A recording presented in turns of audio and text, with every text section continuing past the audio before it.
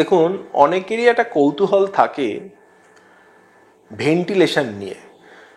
আইসিইউতে যখন কোনো রুগী আমরা রিসিভ করি এবং বাড়ির লোককে যখন আমরা কমিউনিকেট করি যে ভেন্টিলেশন লাগবে বলে, তখন কিন্তু একটা সন্দেহ এবং একটা কৌতূহল, এই দুটো মেশানো একটা রেসপন্স আমরা পাই। তো সেই সম্পর্কে বলতে গিয়েই বলছি, ভেন্টিলেশন ব্যাপারটা অনেক দিন ধরে আইসিইউতে একটা স্ট্যান্ডার্ড প্র্যাকটিস হিসেবে ব্যবহার করা হচ্ছে।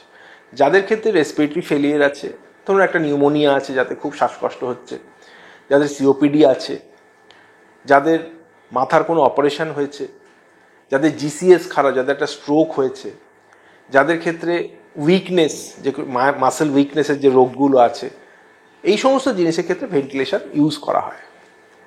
এখন ভেন্টিলেশন কিন্তু দুভাবে আমাদের মূলত আমরা বলে থাকি। একটা হচ্ছে যে খুব তাড়াতাড়ি যাদের ভেন্টিলেশন লাগে, যেমন খুব একটা অ্যাকিউট রেসপিরেটরি ফেলিয়ার নিয়ে কোনো রুগী এলেন, তার কার্বন ডাইঅক্সাইড অনেকটা বেড়ে গেছে, অথবা তার অক্সিজেনের মাত্রা অনেকটা কম, নর্মাল অক্সিজেন কিংবা নেবুলাইজেশন বা এগুলোতে কাজ হচ্ছে না, তখন কিন্তু আমরা একটা ভেন্টিলেশনের কথা বলি। সেটা একটু হলেও এমার্জেন্সি।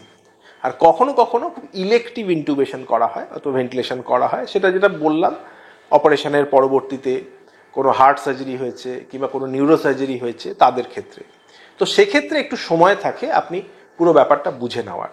কিন্তু যখনই অ্যাকিউট সিচুয়েশানগুলো তৈরি হয়, সেক্ষেত্রে কিন্তু ভেন্টিলেশনের যে কনসেন্ট আপনারা দেন, যে অনুমতিটা আমরা আপনাদের কাছ থেকে নিই, সেটা অনেক সময়ই আকস্মিক হয় এবং আপনাদের পক্ষেও সবসময় পুরো ব্যাপারটা বুঝে ওঠা সম্ভব হয় না।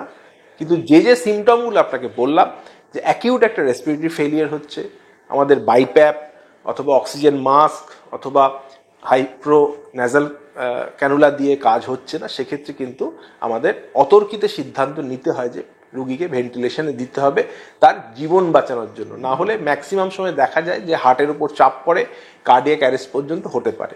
সেটাকে প্রিভেন্ট করার জন্য ভেন্টিলেশন কিন্তু আমরা দিয়ে থাকি।